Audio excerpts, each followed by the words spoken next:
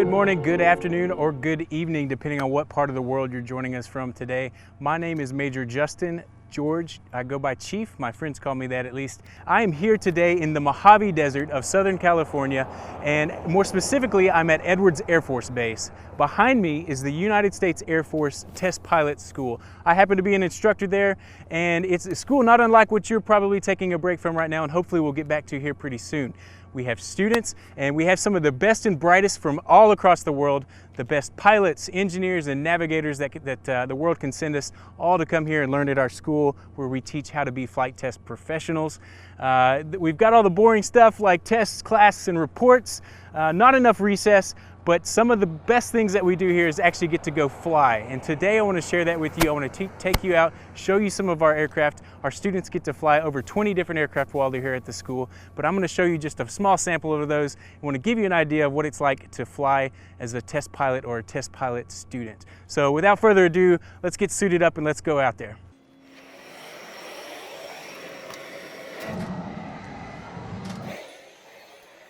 All right, guys, the first trip on our journey to getting ready to go fly is to stop here at what is called Aircrew Flight Equipment. So this is where we keep all of our stuff that's going to keep us safe while we go do our missions out there and teach our brand new test pilots how to do the test thing. So what you'll see here is a lot of lockers. So it might be similar to what you have at your school, but here we have our equipment. So each person, each student, each instructor has their own locker.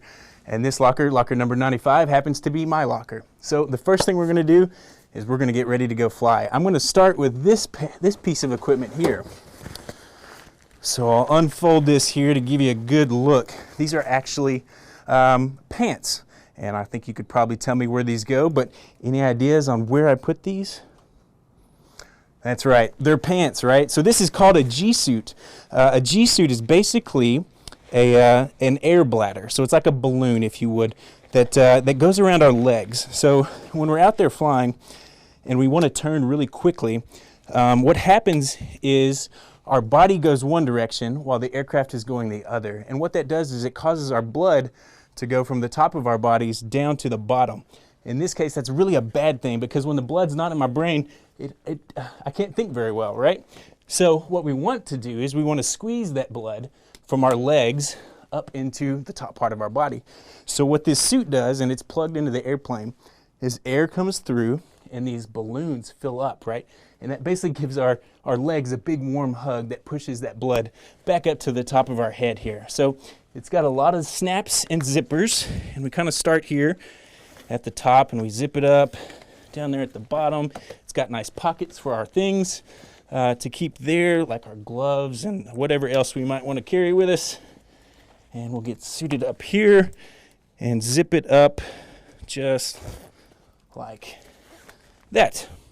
All right, I've got my speed jeans on. Now what's next? Okay, so let's see. We have this. All right, where do you think this goes?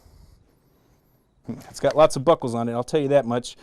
And it is actually a harness. So we put this around us here, and this is more or less a seat belt. And the seat belt allows us to strap into the airplane. It also has straps up here that are going to attach to our parachute. So if something bad happens in the airplane, we have to get out quickly, we'll actually be hanging from this harness underneath our canopy, hopefully safe and sound on our way back to a soft landing on the earth. The last thing I'll ask you, so this one is kind of an easier one, but where does this go? Yeah, this is actually a helmet, right? Quite obviously, it's going to protect my head if we have any issues out there, or if we hit like a bird while we're flying, and it's going to provide some protection there, right? So I'm going to put it on like this, kind of like the Navy guys, right? We've got an oxygen hose here, so it provides oxygen. And last but not least, it's got a sweet little visor there to keep my eyes safe and to block the sun while we're flying around. Okay, so we're going to tuck this into my bag here, because I'm not going to wear that out to the airplane with me. That would be silly. And we're going to walk out to the airplane. Are you guys ready to go fly? Before we do that, I want to introduce you to some of my good friends out there.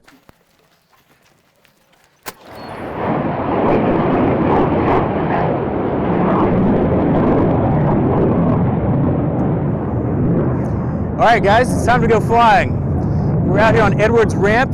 It's a world-famous place to be. It's basically an air show every day. Multiple different types of aircraft, all out doing unique and interesting things leading the edge on flight test.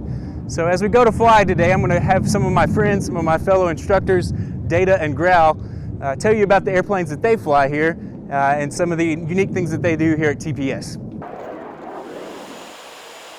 Hi, I'm Major Taylor Wilson. My call sign is Growl, and I'm here in the Edwards maintenance hangar to talk to you about the F16 Fighting Falcon, also known as the Viper. It is a single engine, single seat, multi-role attack aircraft.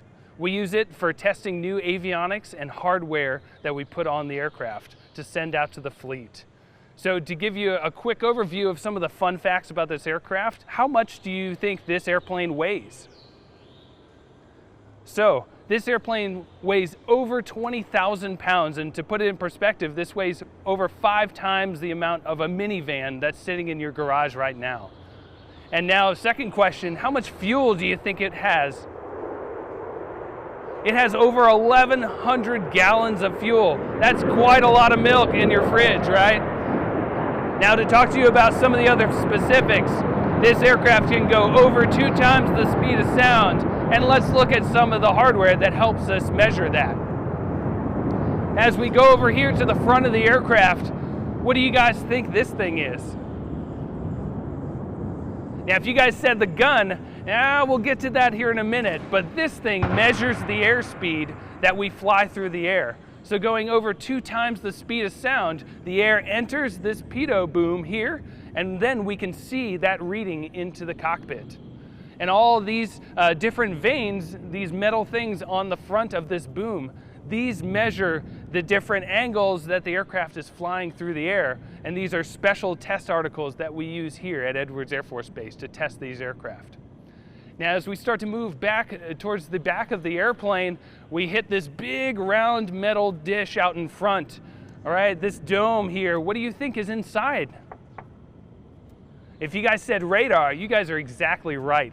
This thing has a mechanically sweeping radar that scans back and forth that looks over 100 miles away and uses radar to send signals out and measure and read how many different aircraft are out there in the sky.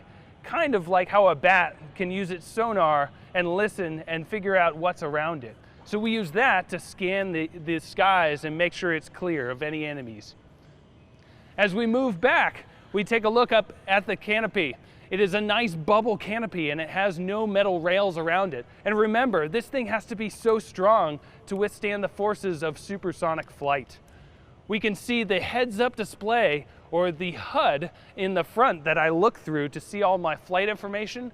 And then look at the angle of the seat that I'm sitting at. That is slanted back. Imagine sitting in a recliner 30 degrees back and flying around your aircraft. That not only helps out for pulling G's and looking behind me, but that also makes it for a really comfortable reclined seat ride. As we start moving down the aircraft, we see this intake here. This is where the air goes down into the engine. And there you can see the front of the fan where the air is going to get compressed, heated up, and then spit out the back at really hot temperatures to give us that thrust that we need. As we look down underneath the intake, we have our 3 landing gear in a tricycle configuration. Those things fold up after takeoff so that we're nice and clean and we're able to fly through the sky. We extend those prior to landing, and those give us a nice comfy ride on the ground, driving around.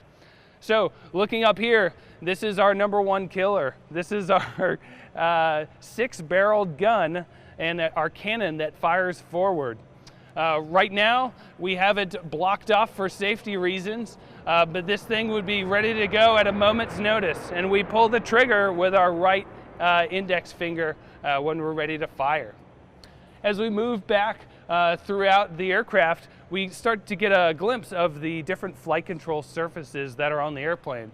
So we have not only leading edge flaps that move along, as well as trailing edge surfaces that move to stabilize us through flying. We have 4 different computers that help me fly this aircraft, and it is not connected by bells and cranks and pulleys, but is actually just connected by wires from the cockpit all the way to the flight control surfaces. So it is what's known as a fly-by-wire aircraft. So without those 4 computers helping me control the stability of the aircraft, I wouldn't be able to fly it. So imagine if this was a paper airplane and I'm throwing it out towards the sky, that paper airplane would just start tumbling without those computers. So super cool and critical. As we move across to the edge of the wing, we see this missile rail right here. This is where our external weapons would go and or they would hang underneath the aircraft. We can mount heat-seeking or radar-guided missiles that can throw out there super far away. That is what we're usually putting out on here. The aircraft sends power to these stations, and then we're able to gather that so that I can use them in flight.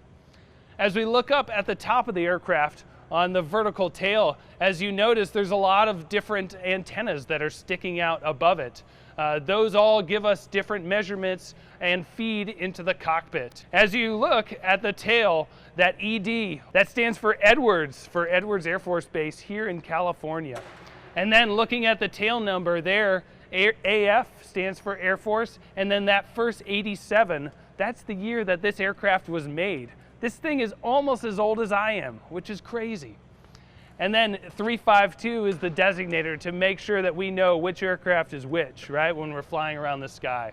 And then some very, very super critical system is attached to this aircraft, and that is what's called a spin chute. So that is that blue canister that's on the back of the aircraft, and it's attached to the top of the aircraft, and that allows us to regain control and to deploy a parachute to regain stability when we are testing this aircraft and intentionally putting it out of control. So imagine flying around the sky and then starting to tumble.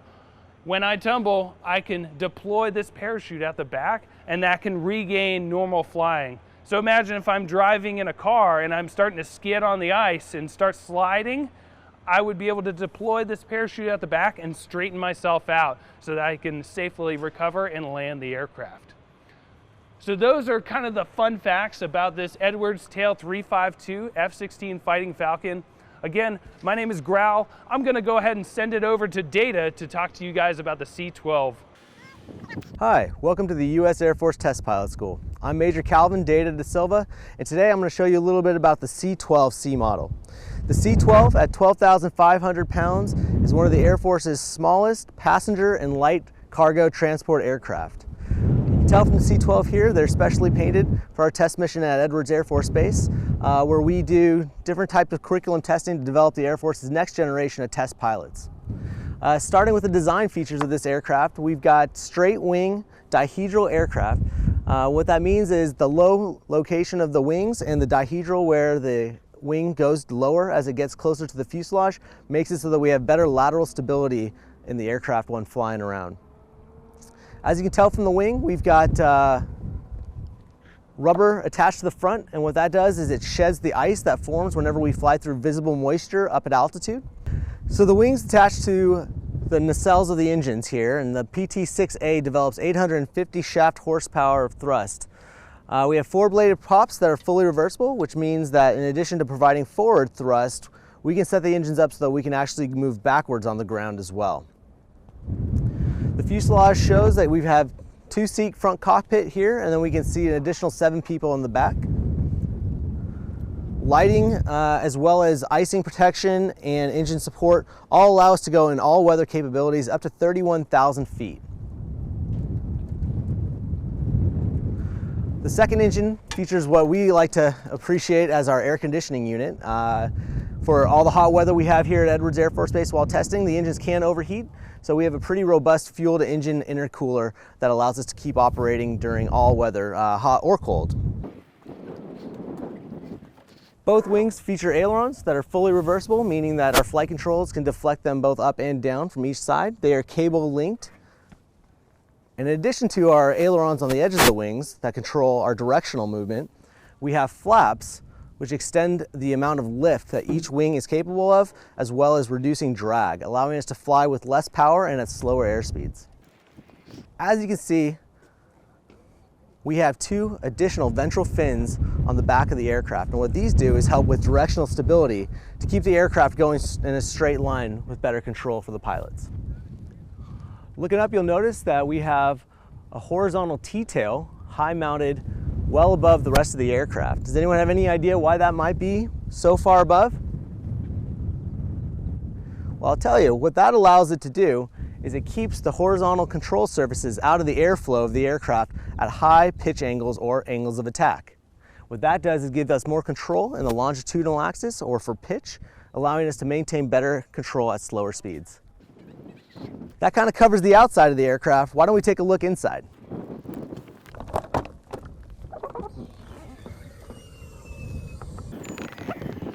Welcome aboard the C12. This is our cockpit. As you can see, two-place aircraft for the pilot and the co-pilot. Coming into the aircraft, a couple things you'll notice right off the start is instead of a steering wheel, we've got a yoke. The yoke is fully reversible, meaning I can go forward, backward, left, and right, and control all portions of the flight control system that way. Additionally, for the tail section, I have these rudder pedals here, which unlike go and stop, they actually make the tail turn left and right. So I can just push those in here, which gives me the ability to control direction in flight, as well as steer the nose on the ground. Looking here in the middle, we have three levers sets that control the aircraft performance. So on the left, I have my power levers, and those control how much power is going to the actual engine. I have my prop levers that control the blade angle and the rotation speed of the propellers. And then I have my fuel condition levers, which control whether I'm in a high fuel state or a low fuel state at idle power. Additionally, we have trim tabs that help with aircraft control for the flight control surfaces. We've got three radios, which we use to talk to outside agencies, such as the tower or other aircraft as needed. And then we have a flight management unit and two separate computers that allow us to create flight plans for where we want to go today on travel. Looking up above at our glare shield, we've got pretty good visibility outside with some windshield wipers in case we come across any rain. Looking above, we have all of our electronic controls and starting control functions, as well as our fuel control panel, which shows out of the 544 gallons available to the aircraft, how much we actually have on board today. Coming through the aircraft cockpit, I've got my primary flight display, which shows my attitude. Brown represents the ground and blue represents the air, as you can see outside. It also tells me how much I'm banking or turning, what my pitch angle is, and what my navigational directional control is. On the left side, we have an airspeed indicator, which tells me how fast I'm going. And on the right side, we have an altitude indicator, which tells me what our height above ground or our height above sea level is. The center display is used as our map function, and that allows us to see not only where we're going in reference to outside navigational aids, but also where other aircraft are in relation to our aircraft. We have two engine stacks for the left and right engine respectively, and they tell us measurements of torque, propeller RPM, or how fast each propeller is spinning, the temperature of the engine, its output, and how much fuel we're using. And we have additional nav aid controls for where we're going in the United States. That about wraps it up for the C12. Back to you, Chief. Hey guys and gals, it's Chief here again. I hope you enjoyed what you learned from Data and for Growl. I hope you enjoyed their aircraft. Now it's time for us to go flying in ours, and today we're going to go flying in the mighty T-38 Talon. So Growl told you that his F16 Falcon was older than he was, or almost as old. I'll tell you, this aircraft, which was designed back in 1950 and built in 1960, is probably older than your parents and probably older than your grandparents. This is a great aircraft I'm going to walk you through as we go by to do our walk around to get ready to go fly. This aircraft is the first supersonic jet trainer the Air Force had, and it is a great trainer. That's why we still use it today. It has a lot of interesting things we teach our students when we go fly. This aircraft itself is a supersonic trainer, which means it can go faster than the speed of sound. Growl said his plane flies faster than 2 times the speed of sound. Well, this aircraft will do about 1 times the speed of sound, which is pretty impressive for an old girl, right?